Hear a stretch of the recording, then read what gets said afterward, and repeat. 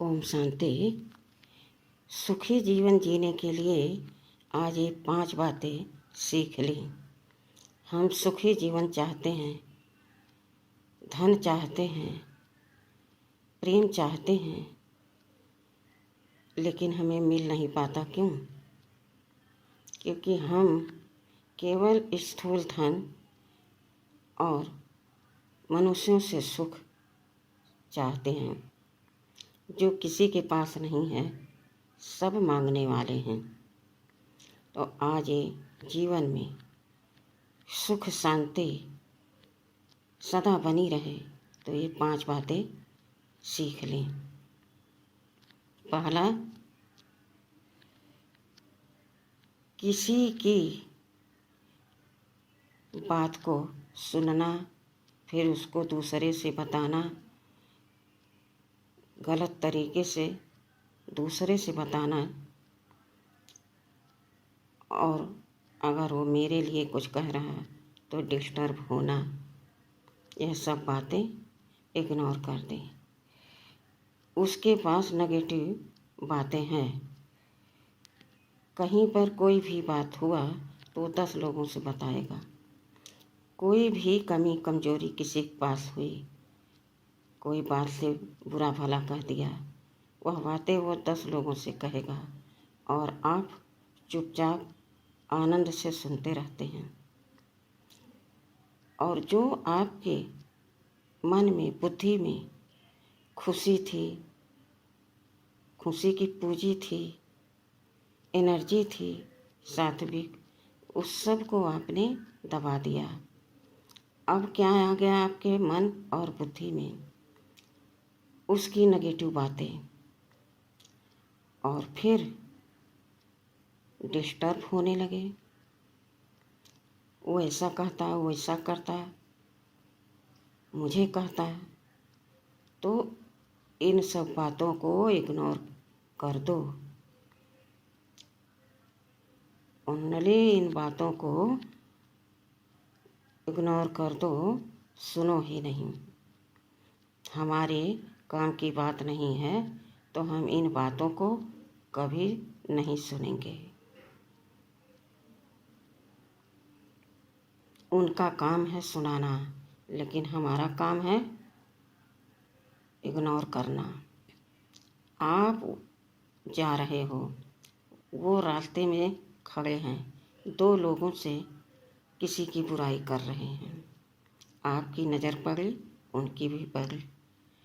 आपने मुस्कुराते हुए आगे निकल आए और वो भी मुस्कुरा दिए, तो उनको बुरा भी नहीं लगेगा। अगर वो रोकें भी तो आप कह सकते हैं भाई ज़रा जल्दी में हैं। उनकी बातें सुनो ही नहीं, और आप सदैव परमात्मा की याद में रहो, शुभ चिंतन करो, दूसरे के शुभ चिंतक बनो, परमात्मा को अपना साथी बनाकर अपना जीवन यापन करने का दृढ़ निश्चय करो, तो आप हल्के रहेंगे। और जो अच्छी बातें हैं वो आपके मन में जब आएंगे तो आपका मन सदा प्रसन्न रहेगा, बुद्धि सदा सशक्त रहेगी। हम क्या करते हैं? पहले सुन लेते हैं, फिर विचार करते हैं। तो विचार करते करते वो बुरी बातें हमारे मन में घर कर जाती हैं।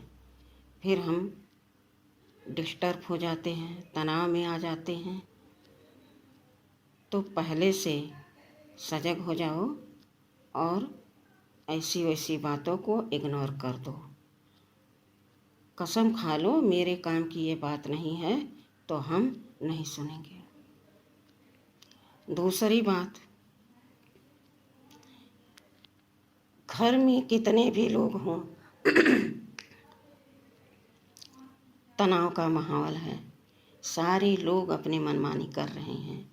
कोई किसी को कुछ कह रहा, कोई किसी को कुछ कह रहा, और हम उनकी सारी कमियों को दोहरा रहे हैं। देखो कैसे बोल रहा, देखो कैसे चल रहा, देखो कैसे खा रहा। इसकी आदत बिगड़ गई। ये सब मेरे मन में बात फिट होती रहती हैं और जो पहले से सात्विक बातें थी, अच्छी बातें थी, वो दब जाती हैं। हमें इन बातों को सुनना ही नहीं है। विचार करें अच्छे कि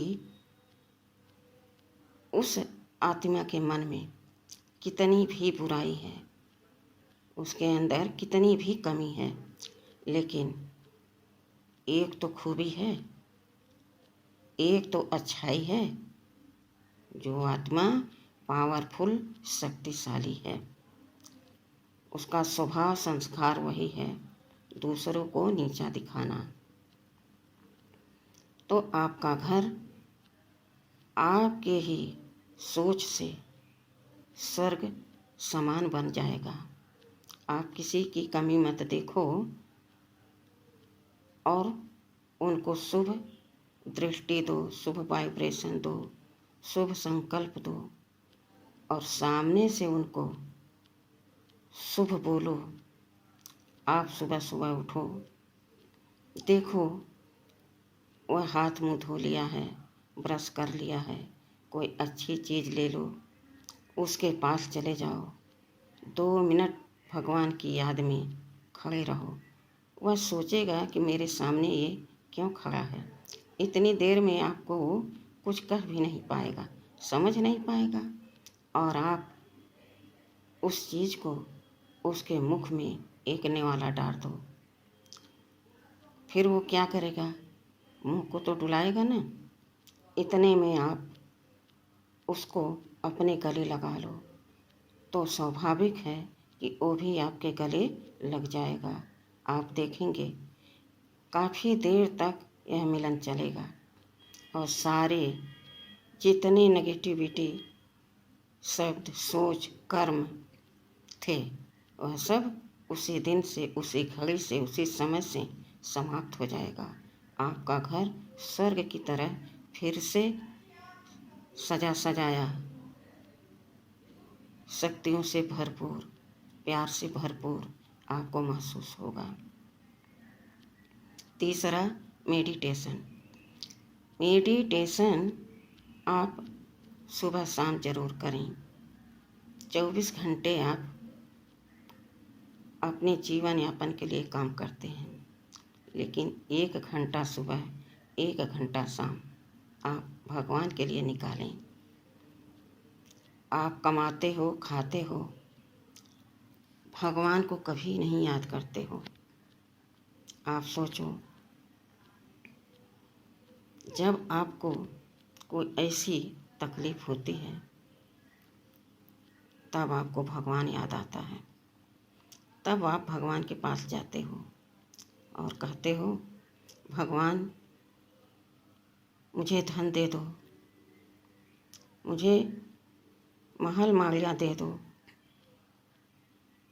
मुझे गाड़ियाँ दे दो, मेरी सारी कमी पूरी कर दो। एक आप ही हो जो सारी कमी पूरी कर सकते हो और भगवान पूरा भी कर देता है, क्योंकि भगवान तो दयालु है, कृपालु है, रहम दिल है।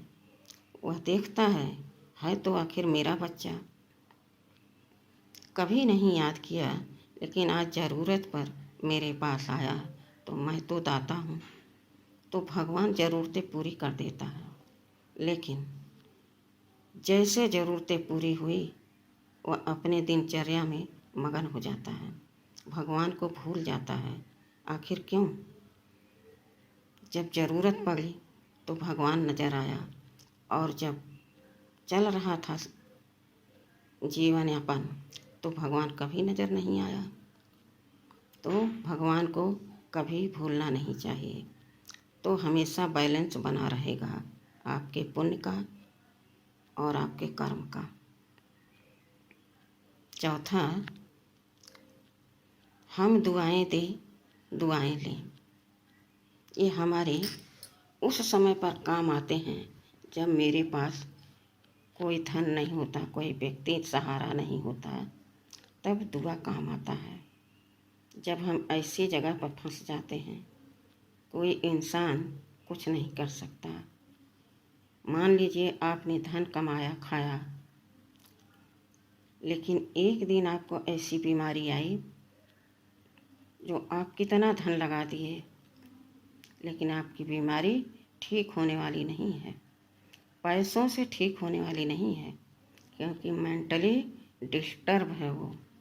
उसका दिमाग जो है वह गड़बड़ हो गया है, दवा काम नहीं कर रही है। डॉक्टर भी हैरान हो गए हैं और आखिर में हाथ खड़ा कर देते हैं, कहते हैं भाई हमने तो पूरी कोशिश की, अब आप जानो, भगवान से दुआ करो। वह कहता है नहीं, आप सब कुछ ले लो जो कुछ मेरे पास है, लेकिन मेरे बच्चे को ठीक कर दो, मेरे घर के व्यक्ति को ठीक कर दो। तब वह डॉक्टर कहता है भाई यहाँ किलकिलाने से कुछ नहीं होगा, हमसे जो हुआ हमने सब किया, अब ऊपर वाले की मर्जी, उससे दुआ करो, उससे दुआ मांगो। अब सारे परिवार, सोचो धन भी लग गया, लेकिन धन से कुछ नहीं हुआ। सारे परिवार निराश उदास, आँखों में आंसू लिए एक जगह बैठ जाते हैं और सब एक साथ दुआ करते हैं, भगवान इस बच्चे को बचा लो, भगवान इस व्यक्ति को बचा लो। एक साथ संगठन में जब दुआ मांगते हैं तो दुआ की जैसे बरसात होने लगती है और वह बच्चा धीरे धीरे अपने असली रूप में आने लगता है, दिखाई देने लगता है कि अब बच्चे का चेहरा कुछ ठीक लग रहा है। धीरे धीरे उसकी आंखें खुलती हैं, धीरे धीरे उसके हाथ पैर हिलते हैं और सब उछल करके भगवान का शुक्रिया अदा करते हैं, भगवान का धन्यवाद करते हैं। तो सोचो, जहाँ दवा नहीं काम करती, साइंस नहीं काम करती, वहाँ दुआ काम करती है, साइलेंस की शक्ति काम करती है। वह शक्ति कौन सी है?